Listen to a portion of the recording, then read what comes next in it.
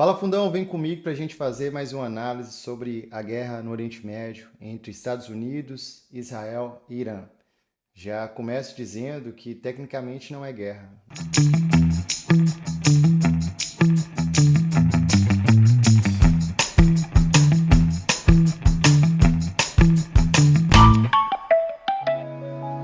Os Estados Unidos não declarou, mas uma intervenção cirúrgica e pontual.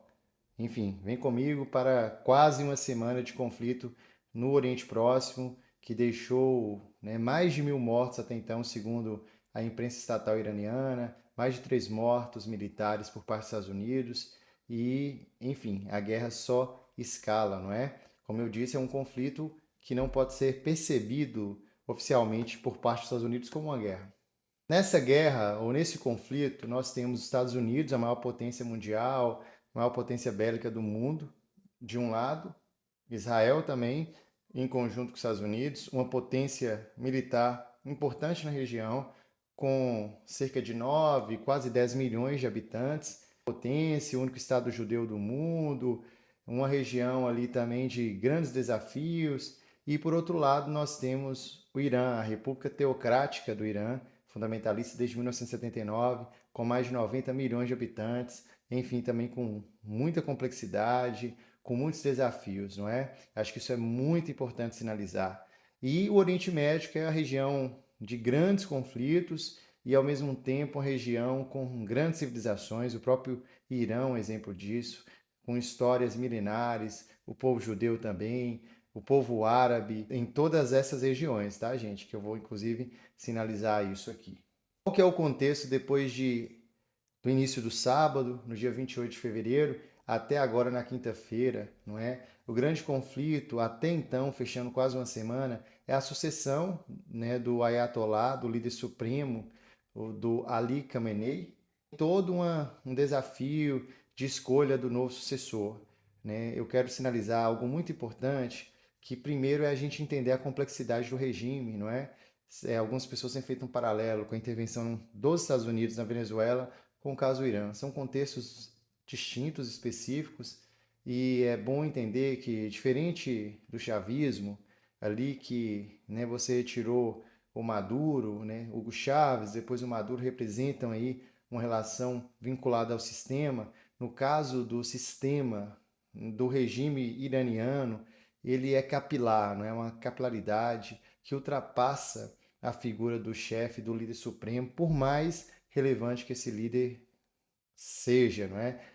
Por vários motivos. Primeiro, ele era um líder de quase 90 anos, então essa sucessão já era trabalhada. No ano passado também tudo isso foi discutido porque Israel e a imprensa mundial já sinalizavam, inclusive, a possibilidade de morte do líder supremo do Irã. Então isso tudo já estava na mesa ou à mesa e já tinha, por exemplo, o país tem presidente, já tinha toda essa lógica repensada, analisada e o regime não cai apenas, é claro, pela retirada da cúpula, por mais que Estados Unidos e Israel sinalizem que todo um conjunto de líderes importantes foram mortos. Os Estados Unidos chegou a falar, Donald Trump, o Marco Rubio, o vice-presidente dos Estados Unidos, que tem falado pouco porque ele sempre criticou essas intervenções dos Estados Unidos no Oriente Médio e no mundo afora. Eles já sinalizaram e reconheceram que pessoas que eles achavam ideal do ponto de vista pelo menos de diálogo, menos fechado ao Ocidente, foram mortos naquele ataque inicial no dia 28 de fevereiro. Acho que isso é muito importante. Outro ponto que eu preciso sinalizar é que o regime, apesar de ser um regime coeso nesse sentido, ele possui complexidades. Tem o exército regular, você tem a presidência, que é inclusive eleita, já que é uma república, e acima de todos eles, quem decide, quem indica, quem permite a indicação dos candidatos, por exemplo, é o líder supremo, ou seja, uma vinculação com a religião, uma leitura fundamentalista a partir de uma leitura da Sharia islâmica e, portanto, uma leitura fundamentalista xiita, coisa que, inclusive, a região, em sua maioria muçulmana, praticante do Islã, sunita, não é? Acho que isso é muito importante de sinalizar.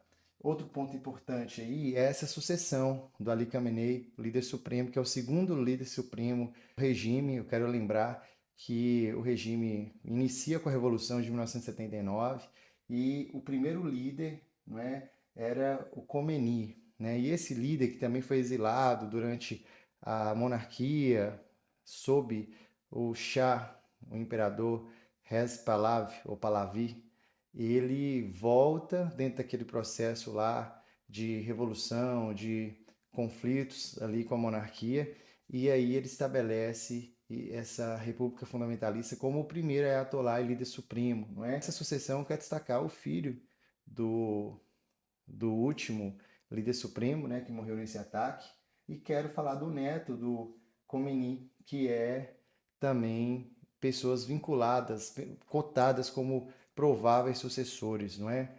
Alguns indicam que no contexto do Irã é importante a gente pensar que há uma linha mais dura e uma linha mais flexível. Pode parecer irônico, mas o líder supremo que faleceu, ele era, por exemplo, uma voz dentro do Irã que desejava que não fosse enriquecido o urânio para ter bomba e enfim, porque ele visava como um desafio, inclusive, diante dos perigos internacionais, da pressão dos Estados Unidos, de Israel, etc. Quer destacar também algo que a gente sempre fala aqui, que o Irã é persa, não é? Ele é persa, diferente, muita gente acha que ele é formado por uma população árabe, não é, apesar de praticar o Islã, né? O Islã, ser muçulmano, praticante do Islã é algo e ser árabe é outro. Mas isso é importante para a gente entender que, apesar da maioria não ser árabe, ser persa, também é verdade que há árabes na população, de 1 a 2%. Além disso, você tem os azeres, né, que é uma população muito relevante, e o próprio povo curdo. Por que eu estou falando próprio? Estou destacando aqui nos curdos, porque os curdos eles são o maior povo sem território, sem Estado nacional, assim, especificamente sem Estado nacional, né? Já existiu, depois foi engolido ali por grandes impérios e eles estão na Turquia, estão no Iraque, estão no Irã, entre outros lugares, e eles gostariam de construir seu Estado nacional. Há um estímulo, a imprensa americana divulgou recentemente que a CIA tem trabalhado para que exista revoltas e rebeliões dos curdos para trazer ali, instabilidade ao regime, visando, obviamente, o enfraquecimento, a queda, entre outros. Eu quero destacar, inclusive, que isso aconteceu, os Estados Unidos usou os curdos naquele processo ali contra o Estado Islâmico, também antes ali no Iraque, e é uma possibilidade importante porque é uma etnia muito relevante, né? É uma população maior do que muitos países. E sempre nas aulas de história, de geografia, a gente sempre sinaliza a relevância da população curda, não é? Que é abrigada em vários países, mas esses países não abrem mão do seu território para construir o Kurdistão, que eu digo já existiu ao longo da história. E a Europa? Como que a Europa tem se posicionado diante desse conflito aqui nessa primeira semana que, repito, ainda não se fechou, mas está muito próximo, né? A Europa está dividida. A União Europeia tem pedido contenção, claro que sinaliza de que não é a favor da República Islâmica, vê a República Islâmica como um grande desafio, mas ela se dividiu. A Alemanha e Reino Unido com um apoio discreto, mas apoiando relativamente o governo Trump, inclusive cedendo suas bases. Isso é uma mudança de chave do Reino Unido, né? Cedendo as bases ali, segundo ele, está cedendo para defender o território, porque acha que o Irã é um desafio para todo mundo.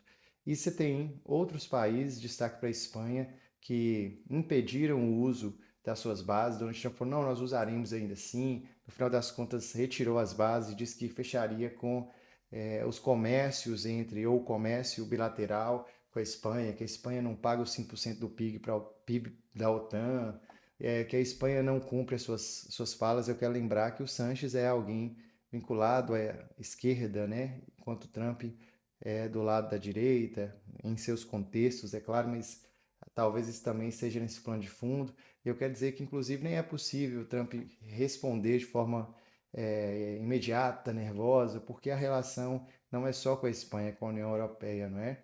Trump também, apesar do apoio, criticou o premier do Reino Unido, dizendo que quem ele acha que é? Donald Trump sinalizou ainda provocando, né? Winston Churchill ele não é. Está longe de ser parecido. Também é um líder mais à esquerda, ali no contexto do Reino Unido, da Inglaterra e daquela região por completo. E quer destacar que essas bases foram usadas. No dia de hoje, a OTAN acabou interceptando o míssil iraniano com destino à Turquia, provavelmente em bases americanas.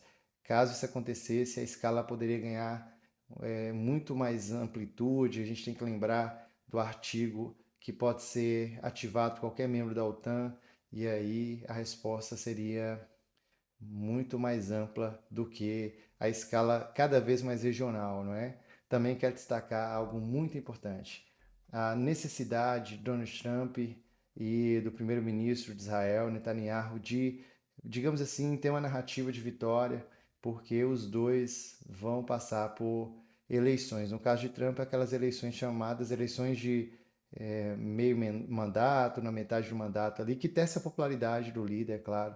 Pela Constituição, Trump não pode ser mais candidato ou presidente dos Estados Unidos, é o que diz a Constituição americana. Enfim, eu espero que o espaço desse canal do História Profundão seja usado para você estudar, para promover educação, conhecimento, geopolítica, história e humanidades.